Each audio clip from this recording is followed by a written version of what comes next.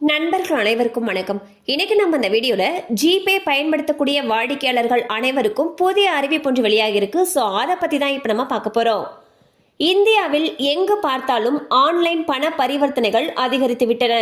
குறிப்பாக Paytm, Google Pay, PhonePe போன்ற UPI தளங்கள் வழியாக மக்கள் அதிகமாக பண பரிவர்த்தனை செய்கிறார்கள். இது சாதாரணமாக பெட்டி கடைகளில் சாக்லேட் வாங்குவதில் தொடங்கி ரயில் கட்டணம், மின்சார கட்டணம், வீட்டு வாடகை வரை யூபிஐ மூலமாகவே பணம் செலுத்துகின்றனர். இதன் மூலமாக மக்களுடைய நேரம் வெகுவாக குறைக்கப்பட்டுள்ளது. கல்வி நிலையங்கள் மற்றும் மருத்துவமனைகளில் அதிகபட்சமாக 5 லட்சம் வரை யூபிஐ முறையில் பண பரிவர்த்தனை செய்ய ரிசர்வ் வங்கி அனுமதி அளித்துள்ளது.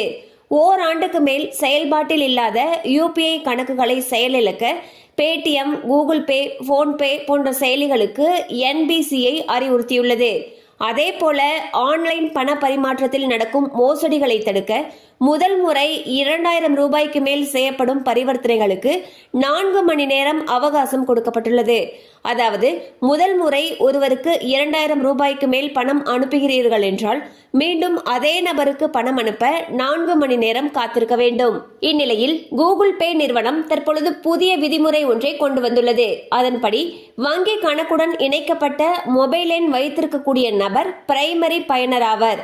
சம்பந்தப்பட்ட நபர் அந்த எண்ணில் வழக்கம் போல யூபிஐ ஐடியை ஓபன் செய்து கொள்ளலாம்.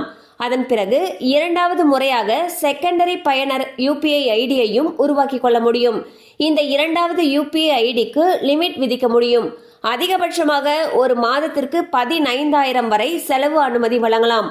அதே போல இந்த தொகைக்கு உள்ளாக 5,000 ரூபாய் அல்லது 10,000 ரூபாய் என்று லிமிட் செய்து கொள்ளவும் பிரைமரி பயனாளரால் முடியும். ஆகவே இந்த குறிப்பிட்ட தொகையை மட்டுமே செகண்டரி பயனர் செலவழிக்க முடியும்.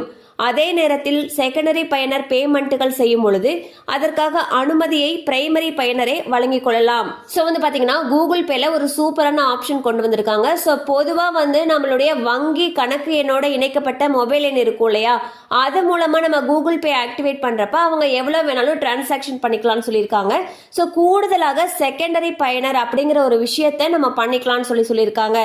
அதன் மூலமா என்ன பண்ணலாம்னா, இப்ப பிரைமரி பயனர் செகண்டரி பயனருக்கு 15,000 ரூபாய் வரைக்கும் செலவு செய்யறதுக்கு ஒரு மாதத்துக்கு அனுமதி வழங்கலாம்.